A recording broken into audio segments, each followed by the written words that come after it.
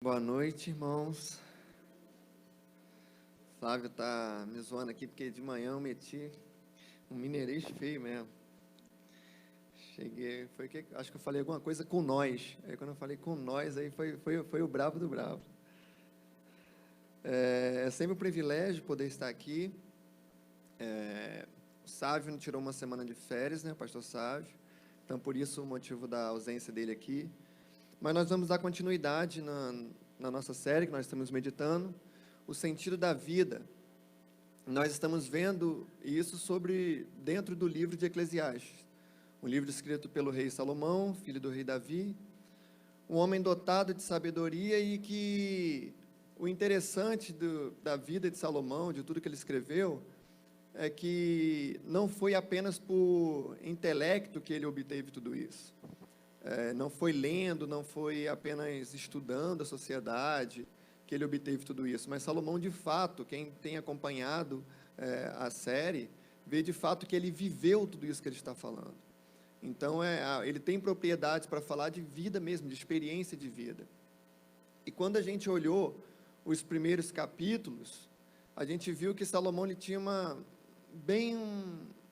um grande pessimismo em relação à vida, porque ele olhava todas as coisas e não via sentido em nada, e a gente vê aquele pessimismo muito grande.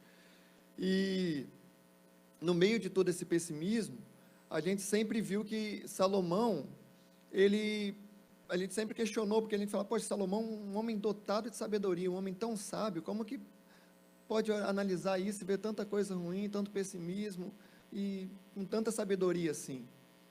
E era de se questionar da sabedoria de Salomão. Porém, quando os versículos eles vão andando, os capítulos eles vão mudando, na verdade, a partir do capítulo 3 agora, ele começa a ter outros olhares através de tudo aquilo que ele viu, e é o que a gente vai ver essa noite em Eclesiastes 3. Quem trouxe a sua Bíblia pode abrir. Em Eclesiastes 3. A gente vai ler apenas o versículo do 1 ao 8 agora seguida, e de acordo com o que eu vou falando, a gente vai lendo o restante da mensagem. Eclesiastes capítulo 3. Começa assim, no versículo 1. Tudo tem o seu tempo determinado, e há tempo para todo propósito debaixo do céu. Há tempo de nascer e tempo de morrer, tempo de plantar e tempo de arrancar o que se plantou, tempo de matar e tempo de curar, tempo de derribar e tempo de edificar, tempo de chorar e tempo de rir, tempo de prantear e tempo de saltar de alegria, tempo de espalhar pedras e tempo de ajuntar pedras, tempo de abraçar o tempo de afastar-se e tempo de afastar-se de abraçar, tempo de buscar e tempo de perder, tempo de guardar e tempo de deitar fora, tempo de rasgar e tempo de coser, tempo de estar calado e tempo de falar, tempo de amar e tempo de aborrecer, tempo de guerra e tempo de paz. Irmãos, a gente olhou em todo esse período, e essa semana eu me deparei com duas frases que eu achei muito familiar com tudo aquilo que Salomão falou. Salomão, nos primeiros capítulos, quando a gente inicia ali o capítulo, ele começa falando que a vida ela é monótona demais. E ele continua falando que, olha, debaixo do sol não tem nada de novo. É tudo igual, os problemas eles continuam se repetindo, as pessoas nascem, vivem, aquele velho ditado, né? Cresce, um negócio assim, nasce, envelhece, morre, eu sei que tem um negócio desse aí. Mas ele fala que, ele olha para tudo isso e fala sempre se repetindo, é um ciclo sempre se repetindo, e ele fala que é tudo monótono demais. Parece que não tem novidade. E ele fala bastante isso no versículo 1, e ele fala que isso é tudo sem sentido, porque é uma repetição e não chega praticamente a lugar algum, porque os problemas eles vêm se repetindo, alguém levanta, resolve esse problema, e surge outro ali, e vai ficar a civilização sempre lidando com isso. Se nós estudarmos desde o início do mundo, é problema, resolução de problema, novos problemas, resolução de problema, ele olha ele percebe para tudo isso, e ele fala, realmente não tem sentido, é muito monótono. E depois ele começa a buscar sentido na sabedoria. E ele vê também que não há sentido algum na própria sabedoria. Ele chega a citar que quanto maior a sabedoria, maior o sofrimento, e quanto maior o conhecimento, maior ainda é o desapontamento. Quanto mais você tem conhecimento, mais você fica desapontado em relação às coisas. E ele vê que a sabedoria em si continua sem trazer sentido. Depois ele começa a buscar sentido na vida e nos prazeres. E é interessante, como a gente falou, Salomão, ele viveu realmente isso. Salomão, ele foi um homem de grandes posses, muito dinheiro. O pastor Sábio falou bastante, né, que a nossa sociedade hoje em dia, a gente, quando observa ela, a busca pelo status, pelo poder, pelo dinheiro, pelos prazeres, pelo sexo, é grande, muito grande, e as pessoas acham que isso vai trazer sentido para a vida. Salomão, ele buscou tudo isso num nível muito maior do que a maioria das pessoas que estão buscando vão alcançar. Salomão, ele teve riquezas que a maioria das pessoas não irão alcançar. Salomão, ele teve 1000 mulheres, acho que hoje ninguém vai alcançar. Então, Salomão, ele realmente viveu de uma intensidade muito grande. Quando ele fala dos prazeres, ele fala, olha, eu não me neguei a nada. Ele realmente se deu aos prazeres. Então, ele fez realmente tudo muito intenso, e não é simplesmente um estudo sobre a vida, ele está falando de realmente algo que ele viveu. E ele falou, não tem sentido algum, para mim isso é como correr atrás do vento. Essa analogia que ele usa eu acho muito interessante, porque se você parar para pensar, né, ver uma pessoa correndo atrás do vento, não é algo normal, né? Imagina, se chegar para alguém ali, está vendo o Flávio aqui, e aí, Flávio, o que você está fazendo? Estou correndo atrás de vento. Primeira conclusão que você vai falar, pô, está batendo bem não, porque correr atrás de vento não faz sentido. Salomão está olhando para esse modo de vida, a busca pelos prazeres, a busca pela sabedoria em si mesmo, a busca pelo o trabalho, todo esse esforço humano, ele olha para tudo isso e fala, não tem sentido algum, isso aí para mim é igual correr atrás de vento, é loucura.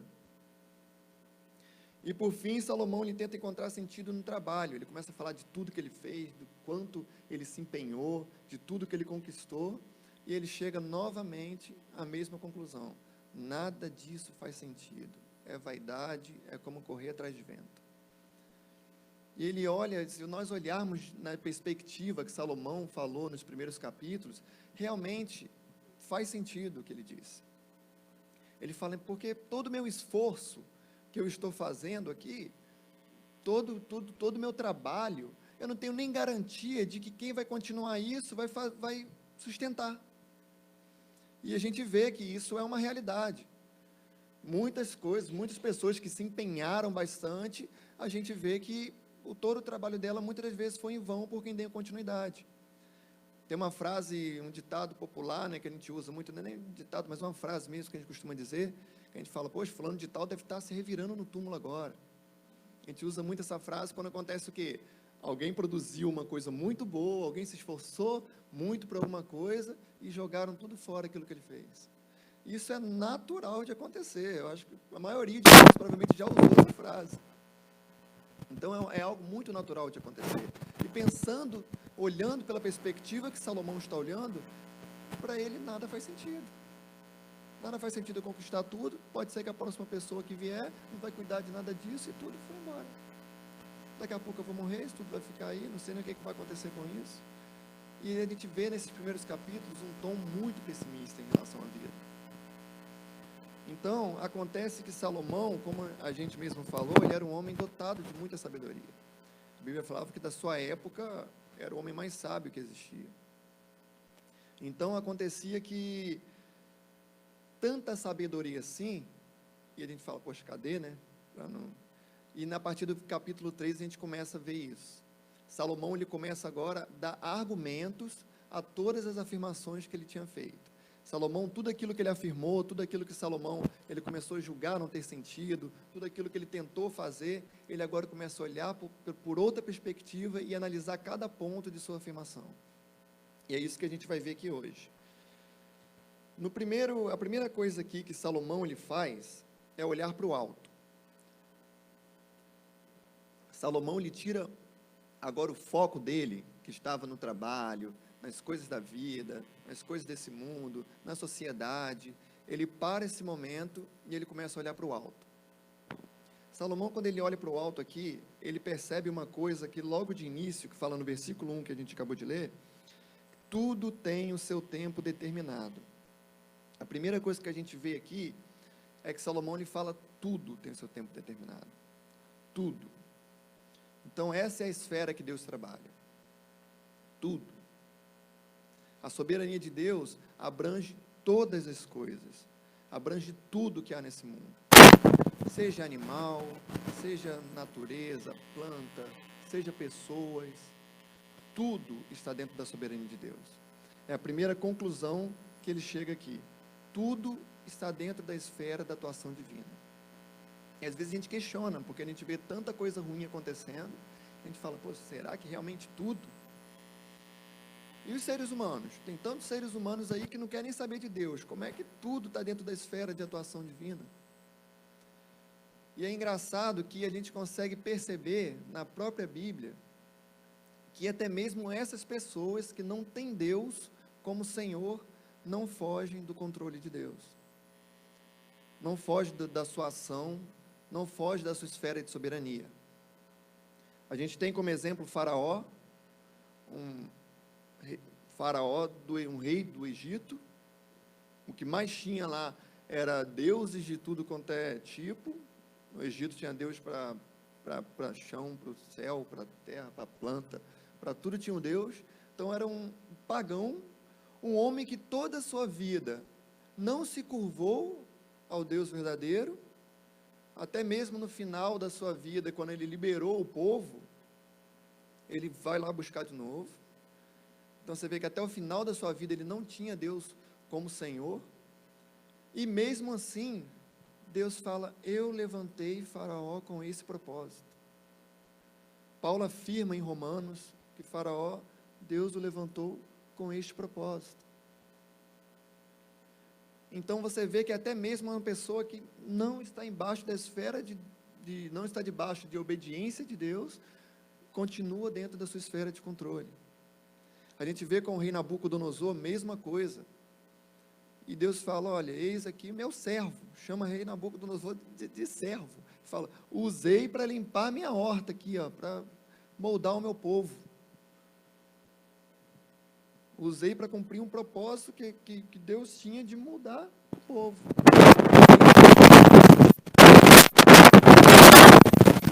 Até mesmo pessoas que não estão seguindo a vida no caminho de Jesus Cristo, a gente vê que elas continuam abaixo da soberania de Deus. Deus jamais perdeu o controle. Deus jamais ficou sem poder fazer alguma coisa por conta de alguém. Você vê aqui que o tempo inteiro ele esteve no controle. O Provérbio 16, escrito pelo próprio Salomão, diz, o coração do homem faz planos, mas o Senhor é quem lhe dirige os passos. Ele não fala que, porque a gente tem essa mania de polarizar as coisas, ele não fala, então, olha, gente, já que Deus está no controle, vivam tranquilo, não. A gente faz planos, a gente planeja, a gente corre atrás, mas é Ele quem dirige os passos. Ele faz aquilo que está à sua vontade. E essa é uma base que a gente deve buscar a Deus em oração. Porque Deus está no controle de todas as coisas e Ele pode mudar todas as coisas de um modo que lhe apraz. Por isso nós temos essa segurança e podemos nos recorrer a Deus em oração. Porque nós sabemos que Ele pode mudar a circunstância de qualquer coisa. A segunda coisa aqui que Salomão ele percebe, primeiro ele olha então para o céu e ele vê a soberania de Deus. Ele para de olhar os problemas da terra, ele para de olhar toda a repetição e ele começa a ver que Deus controla todas as coisas. E a segunda coisa que ele faz aqui é olhar para dentro. Salomão nesse momento ele muda o enfoque dele para as coisas de fora e começa a olhar para dentro de si.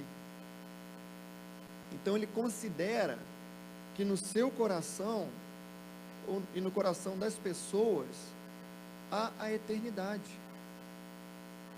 Ele comenta isso aqui A gente vê primeiro no verso 9, uma pergunta muito repetitiva durante o livro. Se nós analisarmos aqui, pode manter a sua Bíblia aberta para a gente acompanhando. Ele fala: que proveito tem um trabalhador naquilo que se afadiga? Ele repete bastante isso. E ele fala aqui de novo. Ele está dizendo: será que o trabalho realmente vale a pena? Será que tudo isso tem sentido? Eu ficar realmente trabalhando, eu ficar me esforçando, fazendo todas essas coisas? Se o fim para todo mundo é o mesmo? Se tudo aquilo que vai ficar, eu não sei nem se vai ser bem cuidado? Salomão, ele começa a questionar isso. E aqui ele começa fazendo o mesmo questionamento: será que realmente vale a pena? E Salomão, ele apresenta aqui 3 respostas para essa pergunta. A primeira está no verso 10, quando ele fala: vi o trabalho que Deus impôs aos filhos dos homens. Isso aqui é um ponto muito interessante, porque a primeira coisa que ele percebe aqui é que o trabalho foi dado por Deus. Ele fala: eu vi o trabalho que Deus impôs aos homens. Então ele percebe que todo o trabalho foi dado por Deus. E às vezes nós temos o conceito de que o trabalho ele foi fruto de queda. Que o trabalho às vezes ele é tão cansativo, é tão árduo, e às vezes a gente olha para isso e fala: cara, isso é queda, só é fruto de queda. Não tem como racionalizar o trabalho com outra coisa boa, não. É queda isso aí, castigo. Muitas das vezes é isso que a gente pensa. Só que aqui ele fala que o trabalho, ele foi dado por Deus, mas se nós analisarmos, o trabalho foi dado muito antes da queda. Quando Deus ele põe Adão no Éden, ele fala: olha, cultive o jardim, cuide do jardim. Isso é trabalho. Cuidar de um jardim demanda trabalho, principalmente sozinho, né? Provavelmente era grande pra caramba. Imagina Adão cuidar daquilo ali sozinho. Demanda bastante trabalho. Outra coisa que ele fala para Adão, ele fala: olha, Adão, você vai dar nome a todos os animais. Põe trabalho nisso. Imagina escolher nome para todos os animais. Haja criatividade. Hoje a gente já leu um monte de coisa, tem um monte de informação, e se pedir para dar nome a 10 animais, eu acho que eu levo um ano inteiro. Imagina Adão ali, ó, dar nome a todos os animais, e começar a dar nome a todos eles. Bastante trabalho. Então o trabalho já não é... Na verdade, o trabalho ele é uma forma de resplandecer quem Deus é. Como foi dito, a gente tem essa mania de dicotomizar as coisas e achar que somente as coisas que envolvem com a igreja, ou aquilo que é eclesiástico, que tem sentido para Deus. As outras coisas é secular, é a vida que eu levo aí só para sobreviver. O que eu faço para Deus é o meu serviço ali na igreja somente, aquilo ali mesmo. Meu trabalho eu tenho que trabalhar, né? Tenho que sobreviver, tenho que comer, tenho que pagar a conta, então a gente trabalha. Mas a gente vê aqui que é uma coisa muito diferente, porque a base que nós temos para discernir o que é espiritual ou não, ela está em Deus, porque a palavra de Deus diz que Deus é espírito. Logo, se Deus é espírito, tudo o que Deus faz tem que ser espiritual. Deus em espírito não tem como agir carnalmente. E a Bíblia fala claramente que Deus trabalha. Deus, para criar o mundo, trabalhou. Jesus afirma: ó, meu Pai trabalha, eu também trabalho até agora. A palavra de Deus afirma que Ele trabalha para o bem daquele. Do tempo inteiro, a gente afirma que Deus trabalha. E se Deus é espírito, trabalhar é espiritual. Se Deus não age carnalmente, trabalhar também é espiritual. Não quer dizer que substitui, gente, as disciplinas espirituais. Não quer dizer, trabalhar é espiritual, eu trabalho pra caramba, então não preciso ler a Bíblia. Porque é tão espiritual, né? Não quer dizer que substitui as disciplinas espirituais, o jejum, a oração, a meditação na palavra. Mas a essência do trabalho, ela está em Deus. Deus, quando Ele cria a humanidade, cria a imagem e semelhança dEle, Ele compartilha conosco características, alguns atributos comunicáveis, que Ele nos dá, porque a gente tem a ideia de, tipo, Deus criou a minha imagem e semelhança, né? Então, Deus deve ter cabelo parecido com a gente. Deus, ele deve ter mão, pé. Só que Deus é espírito. Mesmo assumindo um corpo, anos depois, na pessoa de Jesus Cristo, quando ele criou, era espírito. Nós somos imagem e semelhança porque conosco foi compartilhados alguns atributos, algumas características que só Deus pertencia. Deus é criativo, Ele criou todas as coisas. E compartilhou com a gente a habilidade de ser criativo também. Assim como Deus trabalha, é trabalhador, e compartilhou com a gente o trabalho também. Então, o trabalho, da mesma forma, não só o trabalho, a gente está falando muito do trabalho, mas todas essas coisas que Salomão ele falou, tanta sabedoria, tanto o trabalho, todas essas coisas que ele não encontrou sentido, começa a ter sentido quando você começa a olhar para o alto e perceber que são coisas que Deus compartilhou conosco. Elas começam a ganhar direcionamento. E Salomão aqui, ele começa a entender que o trabalho foi dado por Deus. E mesmo depois da queda, óbvio que todas as coisas foram afetadas e com o trabalho não foi diferente. Com o trabalho continuou sendo agora, antigamente o trabalho era algo tranquilo, agora virou árduo, virou pesado, virou fadonho muitas vezes. E por conta da queda, a exploração no trabalho, muitas vezes a gente tem que lidar com a exploração no trabalho, desvalorização do trabalho, muitas vezes a gente tem que lidar com uma diferença salarial que desmotiva a trabalhar, muitas vezes a gente tem que lidar com pessoas que te põem para trabalhar além do que é necessário. A queda realmente afetou essas coisas. Mas o trabalho árduo também foi dado por Deus. Quando Adão deixa o jardim, Deus fala, ó, você agora comerá do suor do seu rosto. Deus que ordenou isso. O trabalho foi dado por Deus arduamente. Com fim, com propósito.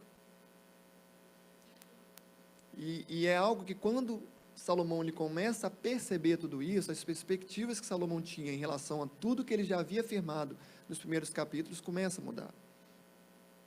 No verso 11, ele fala que tudo fez Deus formoso no seu devido tempo.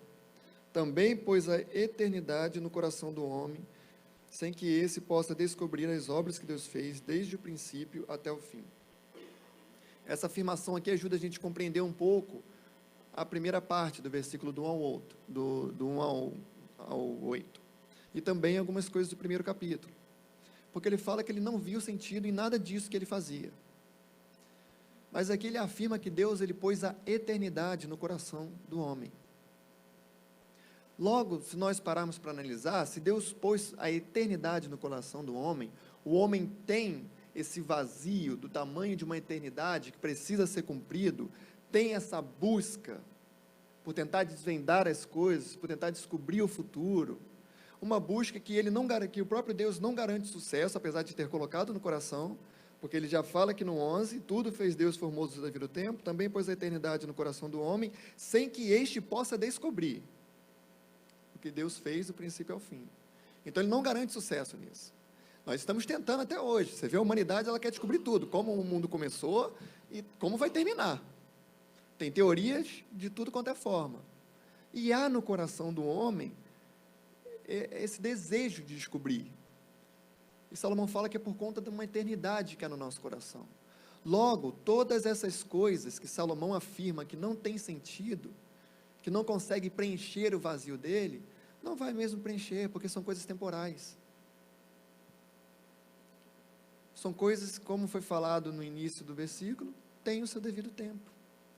Passa, volta de novo lá na frente, passa de novo, e não suprirá o desejo, porque o desejo que o ser humano tem é do tamanho da eternidade, e só aquele que é eterno pode suprir esse desejo, pode suprir essa falta.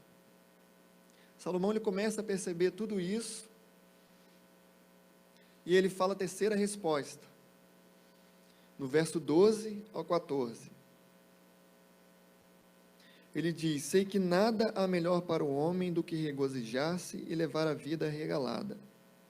E também que é dom de Deus que possa o homem comer, beber e desfrutar o bem de todo o seu trabalho. Sei que tudo quanto Deus faz durará eternamente. Nada se lhe pode acrescentar e nada lhe tirar. E isto faz Deus para que os homens temam diante dele. Salomão aqui, ele percebe que Deus aqui, ele não, a primeira é que a gente vê uma mudança muito drástica, né? A gente vê no primeiro capítulo, ele fala, nada tem sentido, você trabalha à toa, tudo que você faz não vai acabar em nada, você vai morrer e vai ficar tudo aí, vão cuidar mal disso que você percebe aquele pessimismo extremo de Salomão nos primeiros capítulos.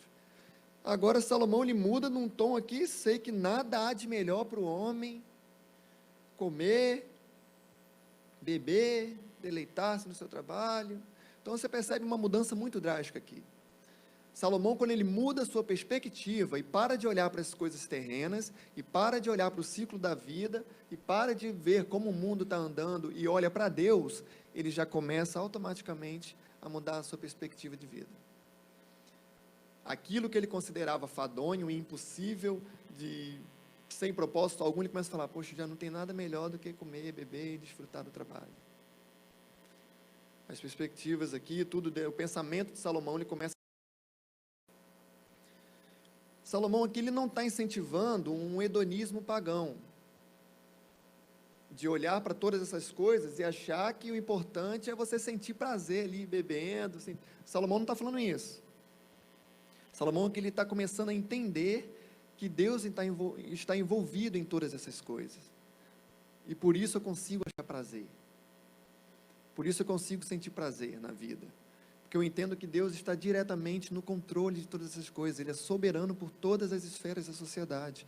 Logo, se Deus é soberano e está regendo todas as coisas do modo que lhe apraz, eu consigo encontrar prazer nelas. Mesmo que haja dificuldade, mesmo que seja cansativo, existem prazer nelas, porque elas começam a ganhar propósitos. A vida deixa de ser monótona e sem sentido quando Deus nos faz parte do seu plano eterno. Quando a gente entende que há um plano eterno de Deus e nós fazemos parte desse plano, a vida começa a fazer sentido. A gente começa a encontrar sentido nas coisas. Nós somos filhos de Deus e estamos sendo preparados para um lar eterno. Nas palavras do pastor puritano Thomas Watson, ele diz, para os piedosos a eternidade é um dia no qual o sol nunca se põe, mas para os perversos é uma noite no qual o sol nunca nasce. Realmente, se você desconsiderar Deus de todas as coisas, nada vai fazer sentido. Aquilo que Salomão falou no primeiro e no segundo capítulo, desconsiderando a atuação de Deus, está certo. Se realmente Deus ele não está nisso tudo, não tem sentido algum. Mas aqui Salomão, quando ele já começa o versículo olhando para Deus e vendo que Deus ele está no controle de todas as esferas, ele já começa a enxergar sentido em todas as coisas. As coisas começam a mudar a partir daqui. Então ele termina aqui falando da terceira coisa, que é olhar adiante. Ele começa a olhar para frente, e ele percebe também que a morte ela é certa para todos. No versículo 15, ele diz, o que é já foi, e o que há de ser também já foi. Deus fará renovar-se o que passou.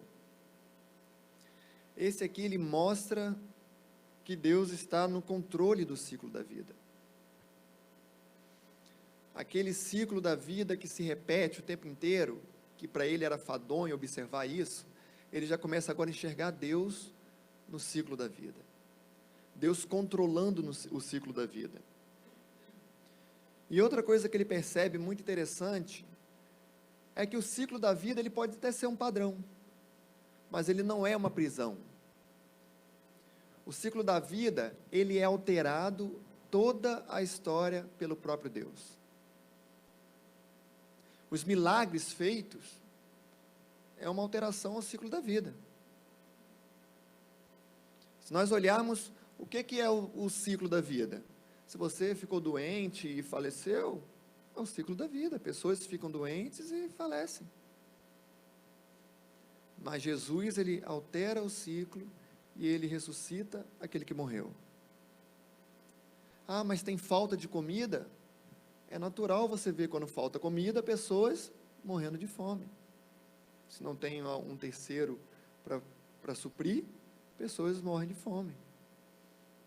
E a gente vê num deserto, sem lugar algum para se obter comida, o povo passa fome, mas come todos os dias. A partir daquele momento, todo santo dia, o povo começa a comer o maná. Então a gente vê a alteração de Deus no tempo inteiro, em toda a história. Salomão ele começa a perceber isso, e logo à frente, Salomão ele não pôde acompanhar, mas nós tivemos esse presente de vermos uma alteração gigantesca acontecendo. O próprio Deus vem para a terra e nasce de uma forma miraculosa, totalmente diferente do ciclo da vida. Totalmente diferente. O ciclo da vida, onde seres humanos, desde o início, cometem pecados e pecados e pecados e pecados.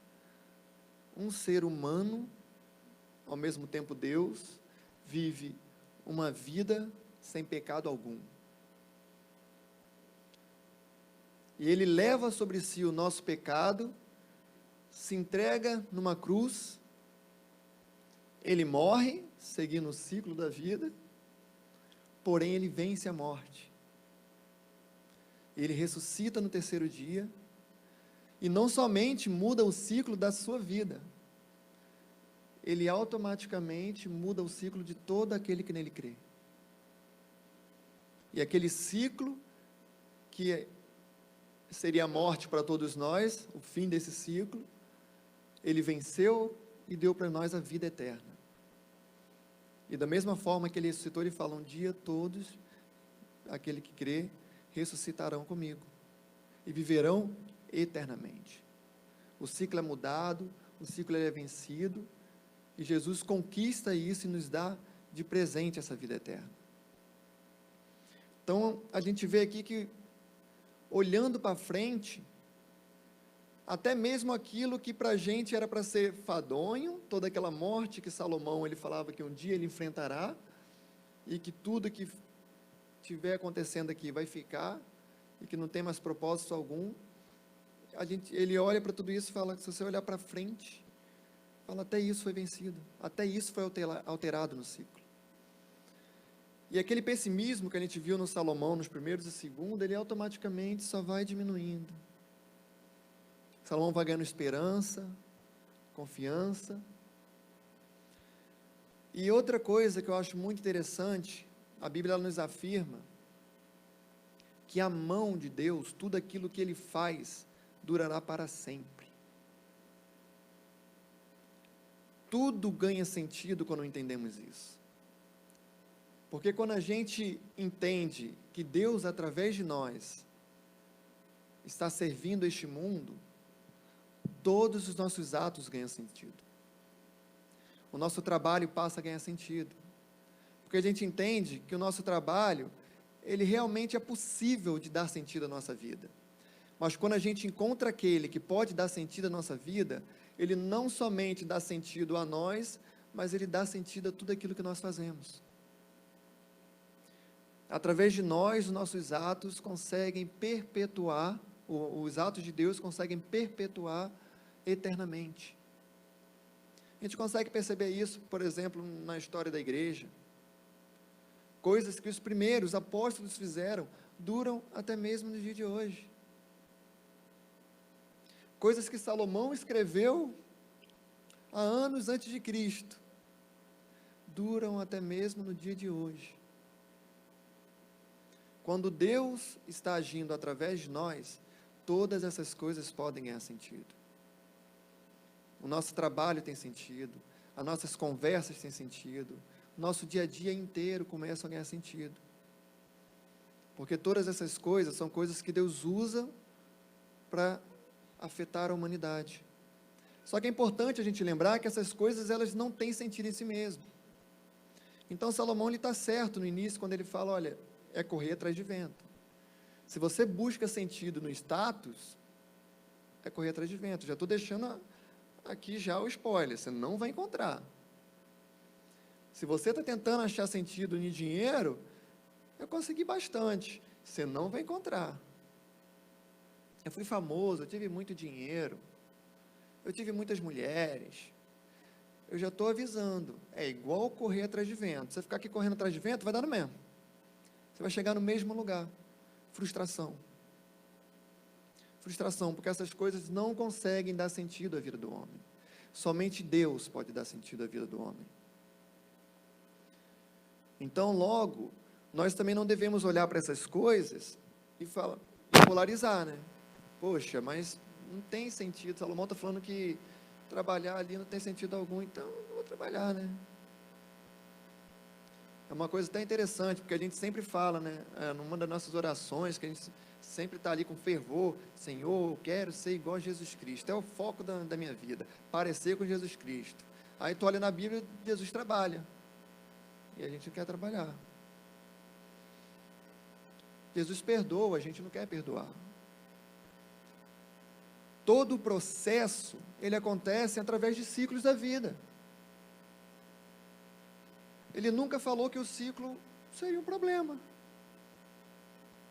porque ele está no controle do ciclo. E ele usa todo este ciclo para moldar o nosso caráter, para nos transformar, para fazer com que nós nos pareçamos com Jesus. É porque o problema é que muitas das vezes a gente quer mágica, né? A gente ora e fala, Deus, me ensina a perdoar como o Senhor. A facilidade de você perdoar é muito grande. Eu queria aprender a perdoar como o Senhor. Só que a gente quer acordar no outro dia perdoando todo mundo. Só que quando nós oramos, olha, Senhor, me ajuda a perdoar. Ele usa o ciclo da vida. Ele levanta perto de você aquela pessoa que você tem dificuldade de perdoar. E ele vai trabalhar em você lidando com essa pessoa no dia a dia. Muitas das vezes, quando nós pedimos as coisas a Deus, ela vai no cotidiano, ela vai no dia a dia. O ciclo da vida faz parte de tudo isso. Não porque o ciclo da vida é aquele ciclo do Rei Leão, bonitão lá, que nos guiará na dor, na emoção, na fé e do amor. É porque Deus controla o ciclo. Ele intervém no ciclo. E Ele faz todas essas coisas de um modo que coopera para o bem daquele que ama a Deus. O ciclo inteiro está no controle de Deus. A esfera de todo o universo é onde Deus alcança. Salomão, no verso 22, ele finaliza dizendo, pelo que vi, não haver coisa melhor do que alegrar-se o homem nas suas obras, porque essa é a sua recompensa. Quem o fará voltar para ver o que será depois dele? Salomão termina nos lembrando, mais uma vez, de que nós devemos aceitar a vida que Deus nos concede e viver para Ele.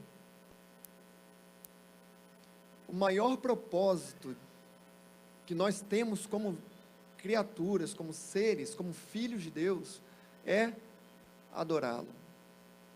Todas as coisas foram criadas para a glória de Deus.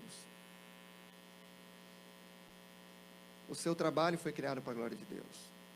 O conhecimento que você obteve até hoje foi criado para a glória de Deus. Os seus relacionamentos foram criados para a glória de Deus. A sua família, o seu cotidiano, a sua comida, a sua bebida. É interessante, estava falando hoje de manhã, que até comer e beber, ele fala, né, quer comais, quer bebais, faça tudo para a glória de Deus. Até comer e beber pode glorificar a Deus. E automaticamente, comer e beber pode não glorificar a Deus. Nós analisarmos uma mesma situação, pessoas sentadas à mesa, comendo e bebendo, tendo uma atitude de, olha, essa comida que está aqui foi Deus que nos deu, foi dádiva de Deus. Ele determinou que isso acontecesse pelo trabalho. Salmo 128 fala, nós comeremos do fruto do nosso trabalho, e seremos felizes e prósperos. Mas eu entendo que quem me deu o meu trabalho foi Deus.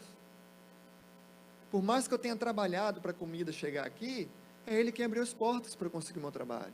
É Ele quem me dá força, saúde, todos os dias, para que eu consiga obter o meu sustento.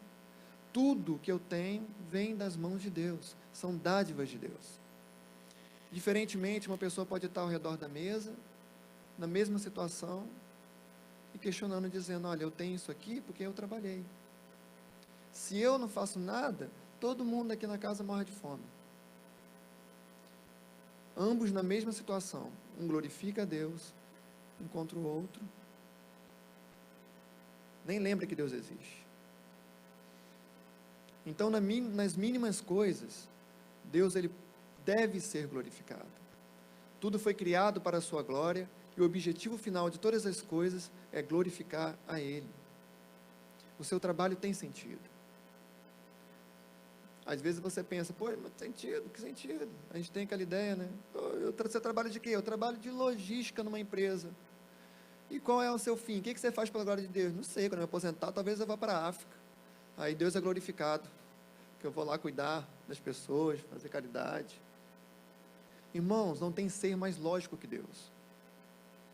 Estuda toda a criação, os estudos inteiros, moléculas, como tudo é criado.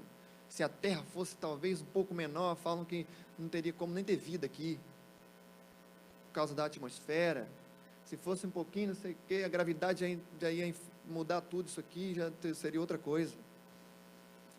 Estuda a logística para se criar isso aqui como tem que ser.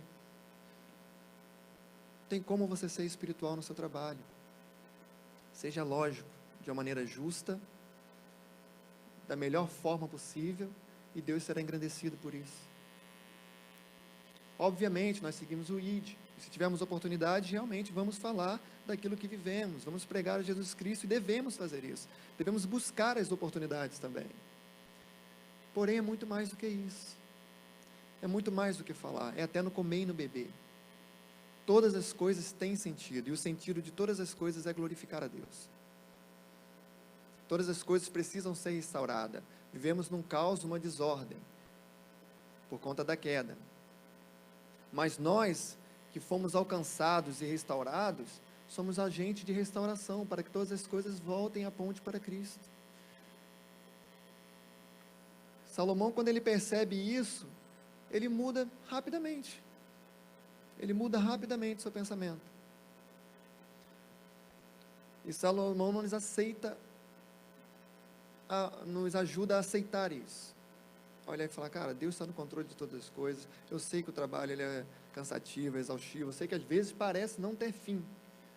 Realmente, em si mesmo ele não tem. Mas Deus pode dar um fim nisso. Eu queria terminar essa noite lendo um trecho de uma canção de Parker. Era um ministro inglês, e ele criou uma canção que diz assim: Deus tem em suas mãos a chave do desconhecido. Estou feliz assim. Se a chave estivesse em outras mãos, ou se ele a entregasse a mim, talvez ficaria entristecido. Não conheço os planos dele para o futuro, mas de uma coisa eu sei bem: tenho o sorriso dele, e sua graça é refúgio seguro enquanto não vou para o além. Deus, Ele controla todo o universo, e nós temos segurança de que tudo que nós fizemos é duradouro, se nós temos propósito nele. Se é Ele quem faz através de nós, tudo isso tem objetivo e não voltará vazio. E quem sabe, quando nós entendermos de fato tudo isso, a gente consiga olhar igual Paulo e dizer: eu consigo agora viver contente em situação. porque não são as situações que dita para mim se tem sentido na vida ou não. Mas eu já encontrei sentido. Jesus, quando morreu naquela cruz do Calvário, ele mostrou claramente que a minha vida agora tem sentido. Eu fui criado para uma eternidade, eu vou para essa eternidade, e enquanto eu estou aqui, caminhando para o além, eu tenho refúgio e abrigo na sua graça. E que tudo isso seja suficiente para que a gente nos motive a viver o nosso cotidiano.